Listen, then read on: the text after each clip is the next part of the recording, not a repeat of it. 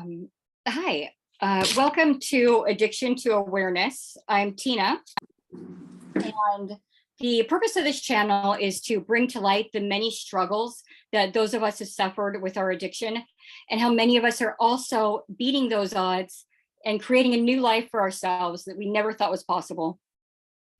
Today, my guest is Shannon. Hi, Shannon. How are you? Hi, good. How are you? Good, thank you. Thank you so much for joining me. Yeah, thanks for having me. I was like really inspired by your TikTok channel, and I was like, oh, I would love to be a part of this. Yeah, thank you so much. And by doing this, I know that more people are going to want to join in, and people are going to find so much hope and inspiration, I believe, from our stories. Yeah, absolutely. Yeah. So, and you're the first. So how exciting. That is exciting. I can't wait to see. You're gonna blow up, so it's gonna be great. Thank you so much. I have a good feeling too that that's going to happen. Yeah. Yeah. So let's get into your story. Okay. How did you get started on drugs? How old were you? Was it part of your family? That type of stuff. Okay. So, I never was aware, but I was kind of aware as a child that, something, I'm going to leave names out. I'm going to just going to say parental, I didn't have a dad growing up. Later in life, I found out that he was a meth addict and he had schizophrenia. So that made a lot of sense later on in life. So when I was younger, there was pot smoking going on. So when it started for me personally is when I turned 13. And it makes me want to whisper it because my daughter's about to turn 13. And I was always part of the cool girl group, but I was the girl getting picked on. So I was kind of like that what do they, Dane Cook, the comedian, always says the fat friend. I was that. So I always wanted to fit in and be cool. So one day I was going to meet my friends, I thought were my friends, and here they were going to jump me. So there was this one girl, she was really nice to me. She took me away from there. We had a sleepover that night and we became instant best friends. So later on, this girl, she would, we would smoke weed together. She taught me, what weed was. I knew what it was, but I wasn't like into it. And I did it. And then she had an older sister that she hung out with. He was like 8 years older than us. And I just thought it was so cool. I was like, oh my God, I have these friends. I think I'm really cool. She's driving us around. And that's when I was introduced to Xanax. And I would take it here and there. But being in this circle with their friends, then I started drinking and cocaine, and it just expanded from there. It wasn't until I was 15 that I had my first opioid. So it was Percocet. And I just fell in love. Like that was like my comfort. Like, like how they say warm blanket. It was like a warm blanket because in my childhood, I had trauma. And I don't think I dealt with it. Like I'm going to therapy now, finally. But I think that was me dealing with my childhood trauma. So it became like a weekend thing. Then it became a week thing. And then it became an all the time thing. So I got pregnant at 16 with my husband now, used to still with me. God bless him. I don't know how he did it. But he's not an angel either, but wasn't like me. I was a full-blown addict. So when I was pregnant, I did stop. She was like my saving grace. I thought, this is it, whatever. So after I had her, I went through postpartum And that's when my mental health declined drastically. That's when postpartum for me wasn't like, oh no, take the baby. It was more like I was keeping her and like not letting anyone else. I wasn't being social, but I also needed that hug. I needed something to help me because I was a young mom. And I don't think people realize being a young mom, like they tell you to wait till you're older for a reason. And it in a sense, I love her with all my heart and I'm so thankful I have her. But it was a little traumatizing because my teenage years were taken from me. You know what I mean? So I kept up with the habit, but I was a functioning addict. No one knew until my little sister heard me and my husband, who was my boyfriend at the time, fighting about it. And she heard me say, you know, I need my pills or something like that. And apparently she told my grandfather. So that's when it was brought to like everyone had an inkling, but they never were for sure. So when they told my grandfather, this is what really threw me off the band, like that threw me off. He called me up that day and my sister was very young. So she was aware of it and us fighting. Then, you know, it must've been obvious and I was trying to think it wasn't. Mm-hmm.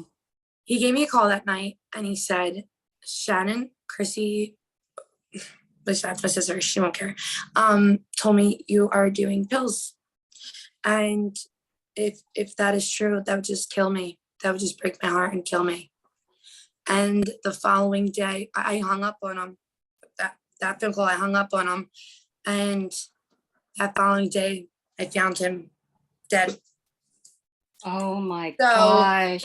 Yeah. That is devastating. Oh. Yeah, it was horrible. Must be really difficult for you. Gosh, I'm so sorry. Still processing it. Yeah. So happy I'm in therapy now for it.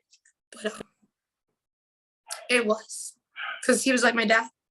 So when that happened, I just gave up.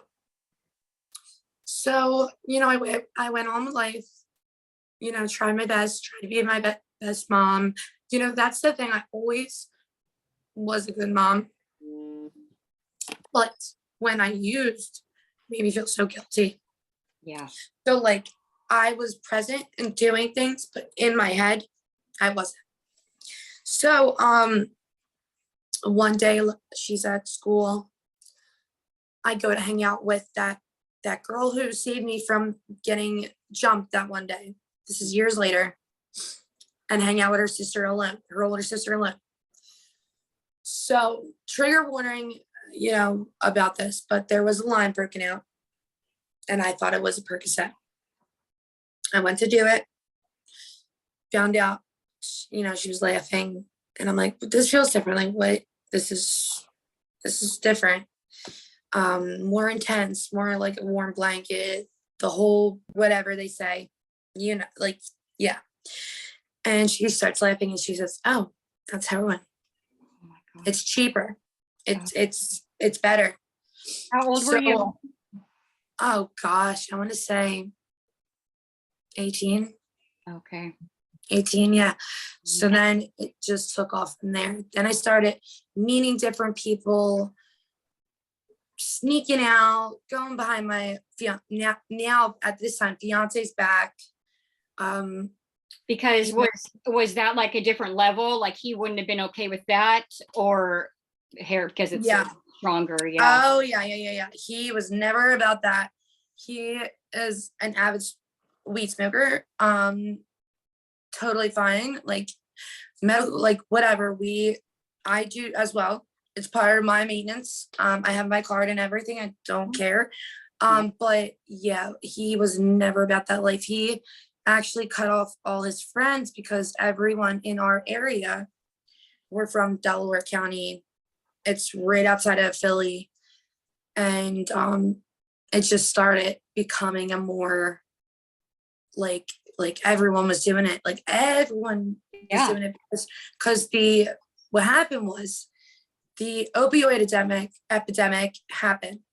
Everyone's getting prescribed prescription pills. Like you could get no matter what age. Like, I mean, you know, whatever. You could get so many of them, hundreds of them. Refills, pain management was different back then. So many things were different back then. Once that started to cut off from, there was a task force in Upper Darby that started disappearing. All those pills were gone.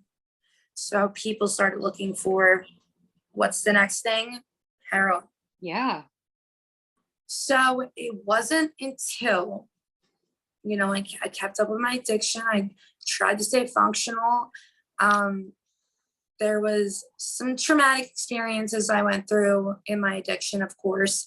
I think every woman and man, you know, it brings you to a point in your life where you'll do anything. So stealing, robbing, whatever that may be.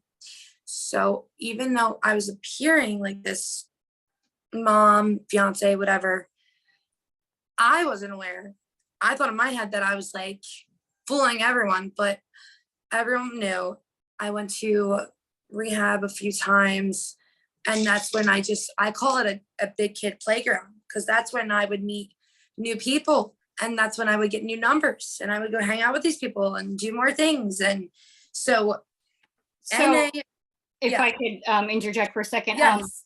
When you would go to rehabs, was it you deciding that you wanted to change your life and go, or was it like your family telling you got to go? So the first 2 times, definitely family, but I also was at a breaking point. But then the second time that I went, I knew in my head, I'm like, this is going to be great. I'm going to get clean. I'm going to have fun doing it, because I personally loved going to them. Like, I thought it was so fun. Like, I met people just like me. Like, I always wanted to fit in and have friends and be cool, and you know, and they were different like me. They weren't like the cool kids. They were the outcasts, which was hard to find, you know. And they had the same issues as I did, and the mental health issues. And that's when I started learning about my diagnoses, all those things. But I really did think it was first time family. After that, I just went along with it. It didn't help me. I tried the NA groups and the A groups, and even though they're amazing for others, let me shut my window. I'm so sorry. Yeah, no, it's fine. Even though they're so amazing for other people, I know people who do AA for 50 years, you know. I found myself personally, and that's why I say personally, because everyone's different in their recovery, but I would meet people, and it was right outside of, the rooms were always outside of areas where it was familiar for me to cop and grab, whatever. So I tried to stay clear of those things. Then once the heroin started to fade away, I started to notice like something was different. I was getting sicker faster. That's when my dealer or whatever, he's like, yeah, it's called, you know, that. I'm like, what is this? This does not look the same. That's when the fentanyl was introduced. Once the fentanyl was introduced, I took off. My addiction was so bad. They were finding me passed out in bedrooms, peeing myself, overdosed. I was dead. The first time I was like completely dead. My husband and his brother was like, where's Shannon? Because I'm always chit-chatting. I'm always out and about talking to people, and I wasn't outside talking to them. So they felt something was weird. They came up to the bedroom. They found me completely like purple. It took them 3 Narcans to bring me back. And you want to know something? I always felt guilty. My mom came to the hospital because one of the officers who took care of me, and so embarrassing too, because I don't know, I was completely naked, whatever. It was just embarrassing. She came to the hospital, and I screamed at her get out, get out of here. And we've had conversations about that. It's because it's been so long. And like I said, I'm totally healed from these experiences. It's the trauma in my past that I'm still working on. Yeah. But yeah, like I did that to her. So yeah, once the fentanyl started getting mixed in, that's when it just got bad. So it was Valentine's Day of 2019. Yes, Valentine's Day of 2019. And my husband was working. And I came up with this big plan that I was going to get clean. I bought a bunch of Suboxone. And I planned it all out. Well, back at this time in 2019, there was no information about the xylene or the crocodile stuff that they put in, you know, that eats away at your skin, stuff like that. I saw like a Vice thing about it, but I didn't know that people were like doing it here now. Yeah, it's going on in Kensington, Philadelphia. That's where I would go. I'm trying xylene. Hold on, I'm gonna find the name. Xylene. Yeah, it's called XYLENE, xylene. Then they started to slowly put that in. Once they had their clients all addicted to the fentanyl, they started put that stuff in, and nobody knew. But I knew. But I'm sorry, I'm skipping everywhere. So back to that day, Valentine's Day, I took a Suboxone. I waited the 24 hours like you're supposed to. But with this xylene, I can't pronounce it right. Sorry, people on the internet. It makes it harder for people to, like the Suboxone does not work. Methadone, people have to be on like the highest dose. Wow. It's actually making people not be able to get well. So I didn't know this. So I went into instant precipitated withdrawal. So I called my husband on Valentine's Day. I said, I'm so sick. And at this point, he knew. Let me pause you there for a second. For people who don't know, Suboxone is a medication you can take to help you get off of opiates so you don't feel sick, and you can go about your normal daily activities without all the terrible withdrawals. And it also blocks those opiates from working as well. So if you try to use, you won't feel anything and it won't work for you. Exactly. But you have to wait for 24 hours or a certain amount of time after your last use of opiates before you take the Suboxone, or you get a horribly, horribly sick. The withdrawals kick in automatically. And I've been through it. It's one of the most miserable, painful experiences I've ever been through in my life. It's horrible. It was awful. I'd rather give birth a million times. 1,000 times. Yeah, so that happened. And then I told him, I was like, I'm really sick. I don't know what's going on. I had no idea what was going on. I didn't know what was in whatever they were giving me. Taking poison, basically. It could have been rat poison. I don't know. So my husband loves me so much that he didn't want to see me sick. So of course he gave me money. I asked my sister to watch my daughter. I said, I made up some crappy lie. I'm sure she like knew. I'm sure we had a discussion about it later in life. But I jumped on the train, and the whole way there, oh my gosh, it was the worst thing. And at the time I was snorting it, you know what I mean? And that day, I've used intravenous before, but the third time I went to rehab, that's when I was like, I'm not doing it anymore. But that day I went down there and I asked, we walked around, and this was a dry time. I don't know why, if it was a holiday or if the cops were out more or whatever was going on. And another thing, if you guys want to know what I was like walking through, look up Kensington Beach or, Kensington, Philadelphia. You can find so much on it. They call it Zombieland. Oh. It's gotten way worse since I was there. So I can't even imagine, but finally found something. I asked this woman, I paid her. I said, I will give you stuff if you could inject it into me. She did. And I felt better instantly. And I walked back to the train, went home. I did it for a few weeks, and I actually had to start, what's it called? I had ARD for court. So I had to have community service. I did community service. I had a couple days. I met this woman, and she was talking about this thing called Scentsy, which was like a at-home, like candle selling thing. And I was looking for a way out, like, once again, to meet a friend and whatever. So I did that. She came over to my house. Probably this was in January. At the end of January, I was still using at the time. And I got in her car. We were talking about the whole at-home business thing, and I broke down, started crying, and I told her everything. And I didn't even know what her past was, or if she even knew what any of these things were or whatever. And she's like, I'm clean. I used to use, and here's what you can do. And she gave me the clinic number for methadone. Mm-hmm. And I will say it saved my absolute life. I never even thought it was an option. I was on it for, I want to say 2 years, or maybe a year. I'm going to say 2 years. Yes, 2 years. So when you got on methadone, sorry, let me interrupt you. Yeah.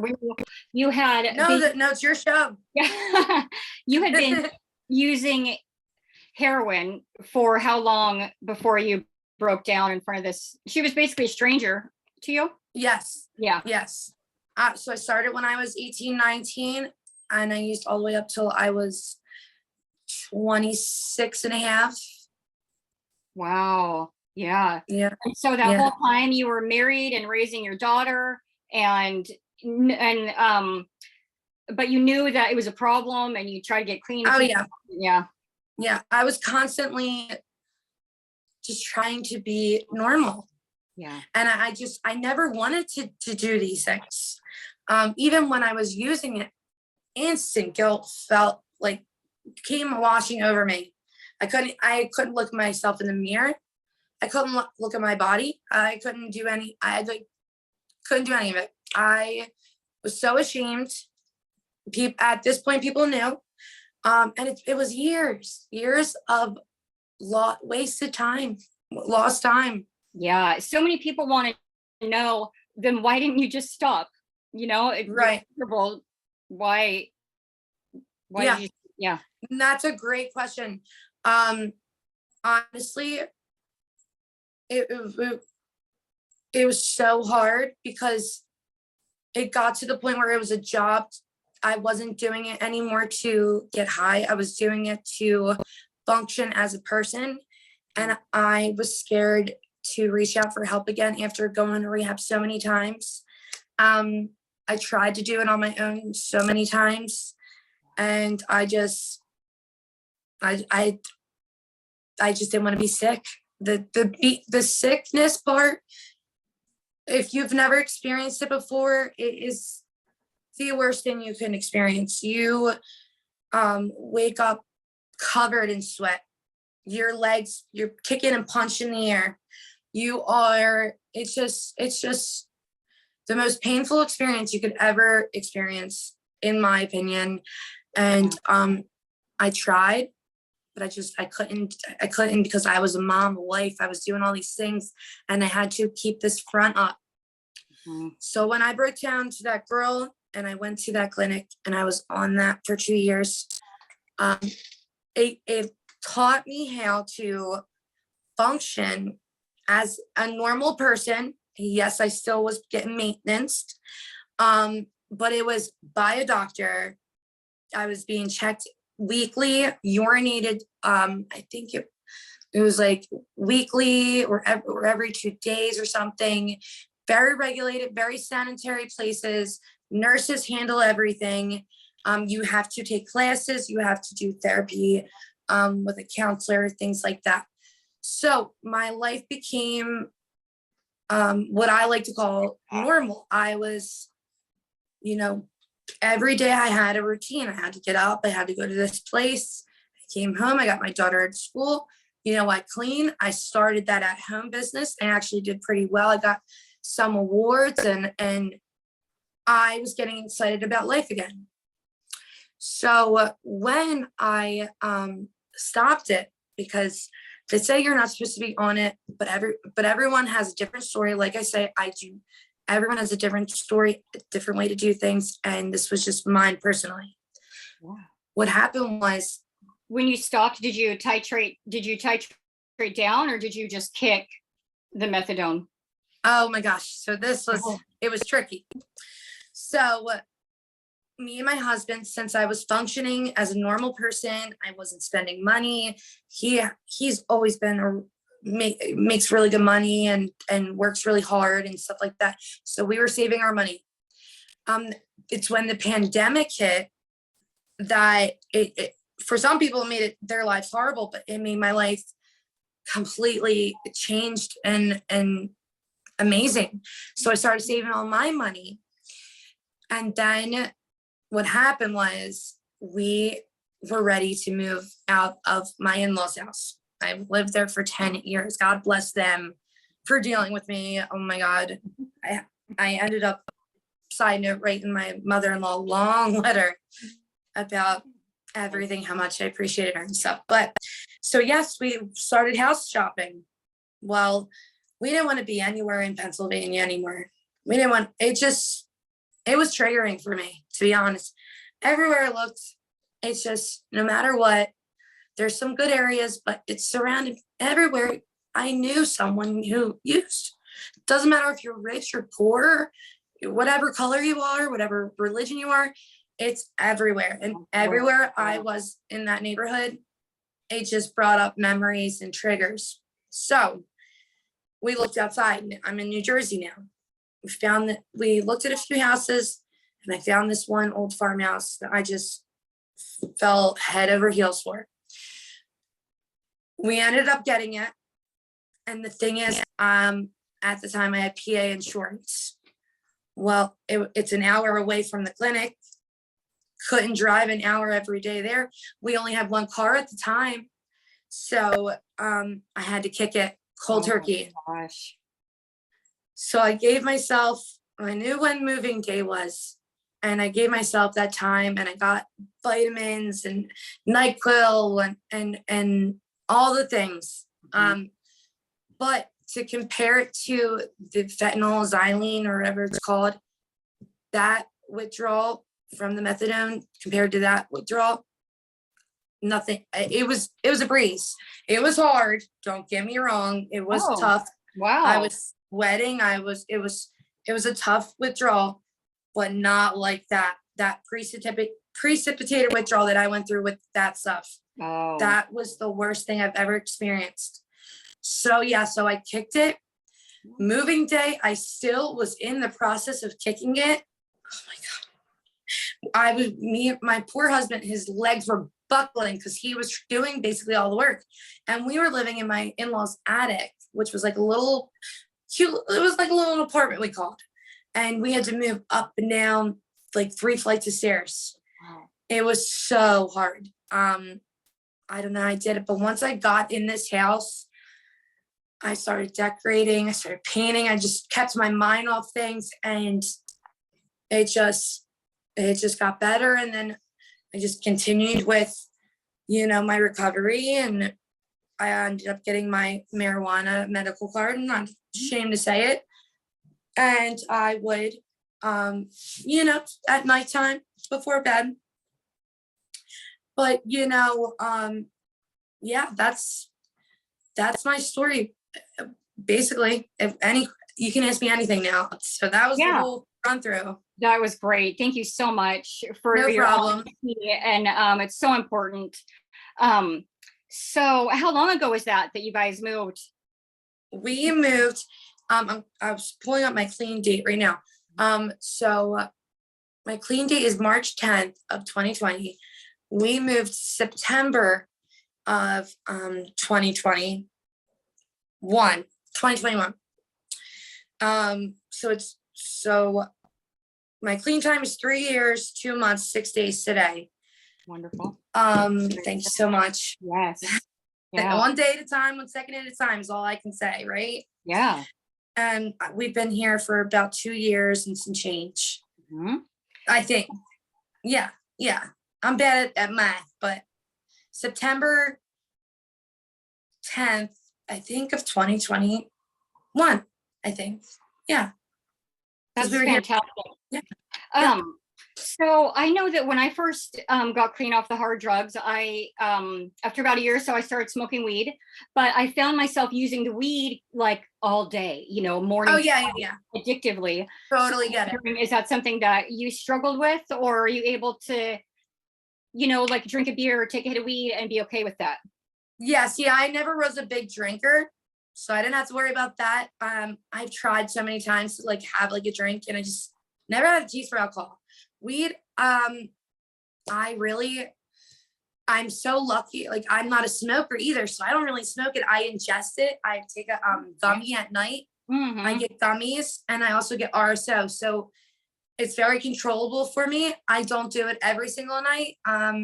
I did do it every night in the beginning of the methadone, coming off the methadone. Yeah. It really helped me. Yeah. But now, I got a job at, I'm not gonna say the name. I'm in the medical field now. So I have to get up early, and so I notice when I do that stuff, I sleep hard. Mm-hmm. So it's usually like a weekend thing for me at nighttime, or if I'm having bad, like traumatic nightmares or something like that. But yeah, it's very manageable for me. Yeah, I don't do it all day.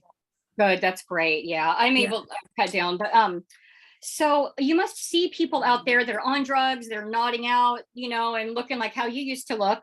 Yeah. Does that make you have cravings, or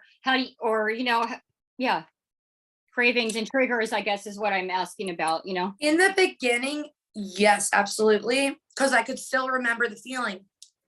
I can't remember the feeling anymore. So it really doesn't bother me anymore. Doesn't trigger me. When I watch those videos, it kind of actually it gives me this, my husband's like, ew, why are you watching that stuff? Like, why are you putting yourself through that? And I'm like, honestly, it's like a refresher of why I don't want to use. Yeah. As weird as that sounds, I know everyone's different, but I'm telling you, you have to look up Kensington Beach if you're on Instagram. I'll send it to you. Okay. It's intense. And if it's not a trigger for you, whatever. Yeah, no. Yeah, thank you. Yeah. But yeah, it's just every so often I'll go look at it, and then I'll be like, God, I'm glad I got out when I did. Yeah. It's just a different world. It's not heroin. It's like it's unbelievable. I've seen pictures of people's arms and limbs and legs, and the xylene. I know I'm saying it wrong, so sorry, but it literally, they look like zombies, because you can see their flesh and bone. Some of their fingers are their skin and everything's off, and their bones are out, and they emit to they emit to using it in those sores. So yeah, gosh, I can't even imagine being out there right now. Yeah, I'm Very so grateful. glad. Yes, yeah, you're so strong, and you're amazing. You have so much willpower, and you're so strong. Yes, I know something that we struggle with as parents is the guilt and the shame of our choices and behaviors and using. Yeah. Mm-hmm. So, are you able to? How do you look back on yourself with like compassion or forgiveness, or are you upset with yourself? I am upset with myself completely. I have my moments, but what I try to do is I try to be completely transparent and honest with her now. Mm-hmm. Luckily I stopped when right before she turned 10. So in my head, I know she remembers things, but they're not clear. Like one time, it's a little embarrassing, but I'm putting it all out there for you people to see and learn and know. She liked to brush my hair. I used in the bathroom, an hour later, came out, was hanging out with everyone. She was brushing my hair and I was falling asleep. Later in life, as she got older, she's like, hey mom, she's like, she was brushing my hair. So it was like when I was clean. Remember when you used to fall asleep when I did this? And I said, and that was the moment when I started opening up and being completely transparent. And I just tell her now, like, to a certain extent, your mom was an addict, and I used things that, substances that weren't good for me. And if you have any questions, you can totally ask me. I am an open book. But just know that it's in your blood. And if you try anything, I'm telling you right now, it's not good. They say, like, don't go into peer pressure. Don't do anything like that I did. Like, don't do anything I wouldn't do.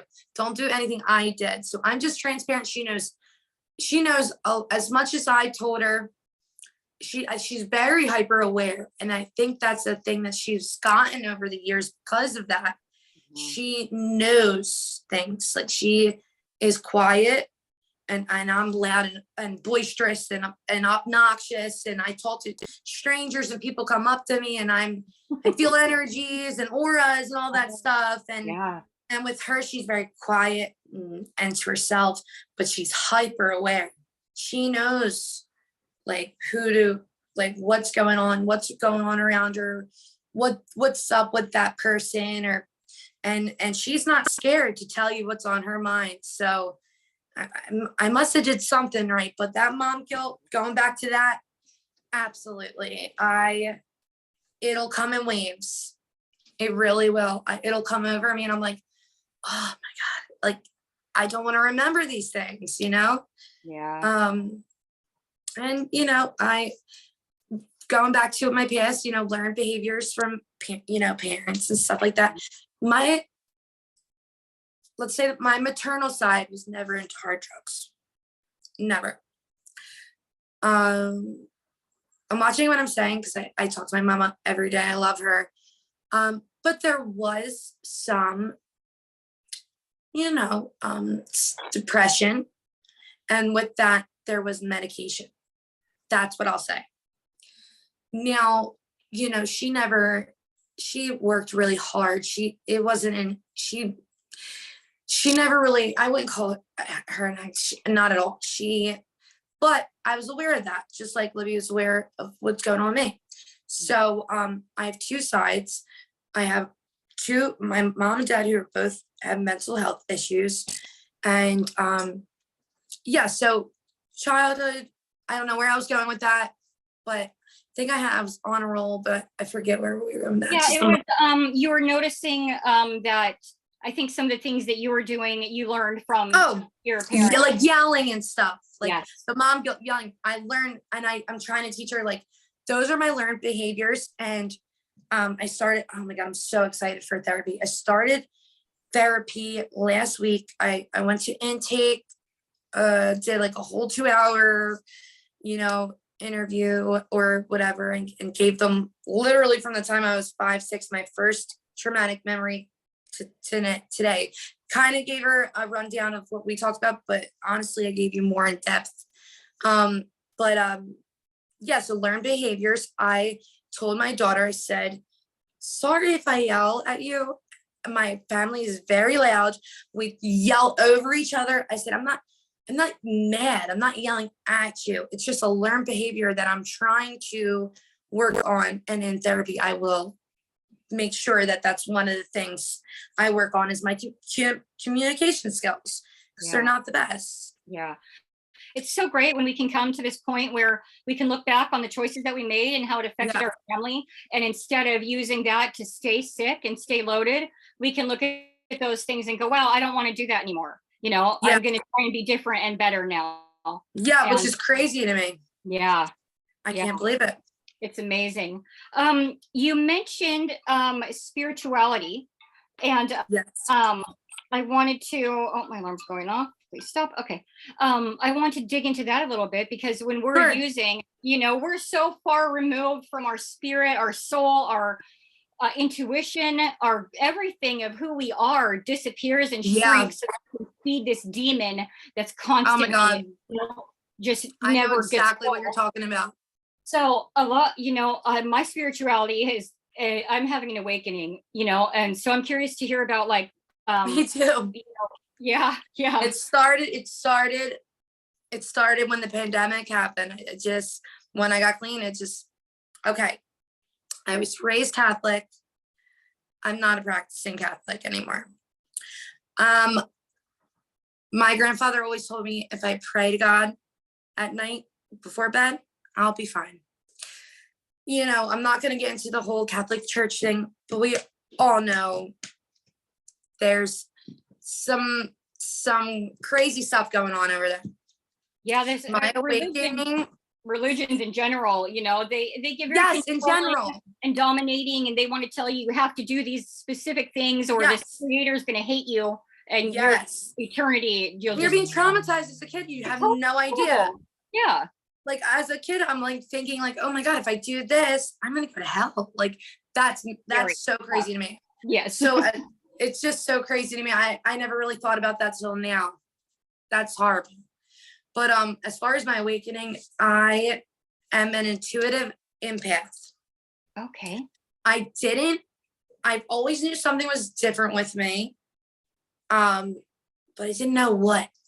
And when I got clean and I started just like, with the pandemic, doing research and watching these videos and all this stuff, I'm like, oh my God. I was like, this stuff makes so much sense.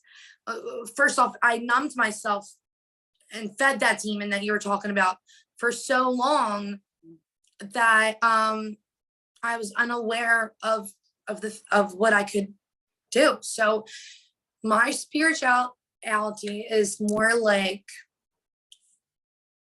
I don't want to say nature. I just want to say like the whole universe, like everything, like the trees, everything. Like, there's got to be something bigger and greater out there, and I like feel people's energies. If there's a room full of people and there's too much, I can't handle it. Mm-hmm. Just for instance, I was at work today. The energy in there was so low, and everyone was in such a deep, dark place that I was like so deep and dark. Like, it was a bad day. And my boss was like, oh my God, Shannon, why are you like your silly, funny self? And I'm like, the vibrations in here, the vibes are just so off. And so she giggled a little bit, but I know she knew I was serious, because I know she could probably, once I said that, even if she's not, if she doesn't like feel those things or practice those things, she definitely saw it. As far as being intuitive, I just know things. Like my daughter, I think that's where she gets her knowing things. I think she does have that in her. Actually, my grandmother told me that my great-grandmother had the same thing. She was intuitive. She had these, I don't want to say powers, but they kind of are. They're like special gifts. Mm-hmm. Yeah. So that was pretty cool that I found that out. But yeah, so I can pick up on people. Sometimes it can be very draining, because I can give my happiness to them and stuff like that. But I've just been doing like positive affirmations in the morning. I always listen to Michael Sealy at night for a guided deep sleep, for all kinds of stuff. I love him. If you guys don't know him, look him up. He's amazing. He'll put you to sleep in 20 minutes and you will have crazy experiences. Like, I can't explain it. If you know, you know. But yeah, I just been just trying to be positive. Like, man, I have this book. I bought this journal called The Freedom Mastery. I haven't even dived into it yet, but it really just, it goes by your life statements and your life mission and just all kinds of stuff. Like, it's really cool. So I recommend, if you're trying to find yourself and go through a journey within yourself, pick this up. Definitely. I have all kinds of books and stuff over there, but yeah. Anything else? I'm so sorry. I'm like, no, it's great. It's your story, you know, that I want people to hear. So no, it's great. It's fantastic. So is there, now, for so long you turned to drugs and substances to deal with whatever problems you had. Yeah. What are some things that you do now instead of turning to drugs? Okay. Journaling, absolutely. I write down a lot. I'm a very creative person. So anytime I'm making something or like drawing or just being creative, I adore. It just helps me. But my number one thing is music. Absolutely. Music has always been a huge part of my life, even and I lost that in my addiction, which really sucks because I have such an eclectic taste in music. It's not even funny. You wouldn't even believe it. Like, I can go from hardcore rock metal to hip hop to jazz to like any genre of music, Frank Sinatra, you name it, country, anything. I love it. And that's what I turn to when I'm sad, when I'm angry, when I'm happy. That's what I turn to. I also love doing makeup, my hair. I do my hair, my nails, like things that make me feel good. Like, so I'm taking care of myself now. Like, now that I have a good job, and I do have a little bit of a shopping addiction, I'm not gonna lie. But I turn to things that make me happy and that, you know, bring joy to my life. So if a little bit of shopping makes me happy and I want to buy myself some things off of Temu, if you check out my TikTok, I have another one coming. It makes me happy. Oh, and being creative online. I love, I started off with Facebook, built my following on there. I was verified. They're changing their rules a little bit, so I'm not going to get into that, but I was making some money off there, so that was pretty cool and exciting, and I got into that. And I tried getting into YouTube, but I did it during my addiction, so I deleted that, got rid of those videos because they were embarrassing. They were so bad. Oh my God, I don't even want to get into that, but they were so embarrassing. I tried to do like the Q&As, like back when they had the Q&As and what's in my bag and stuff like that and things like that. But the way I was presenting myself was not okay. Yeah, so now I'm working on TikTok because I think I thought I was like too old for it. And then I started seeing people of all ages and colors and like everyone doing it and having fun. And that's what I wanted. I was like, you know what? I don't care what anyone thinks. So I'm going to do it. So right now that's my outlet. TikTok, like creating stuff on TikTok right now. Yeah. Wow. That is fantastic. What a wonderful story you have of your struggles of using in Zombieland in that horrible place.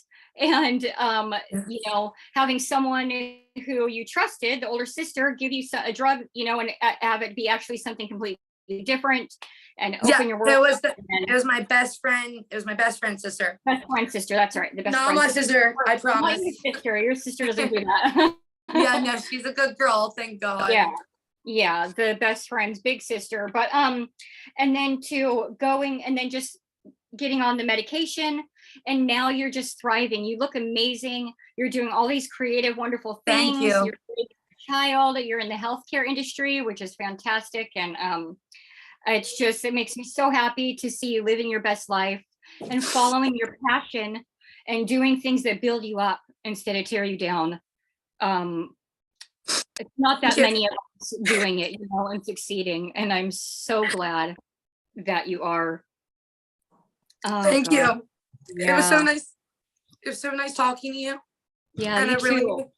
I really hope, I don't hope, I know this channel is going to be pretty amazing and you are going to change lives. So Thank you so much. Thank you. thanks for letting me share my story. Yes, absolutely. Thank you so much and have a good rest of your day. You And too.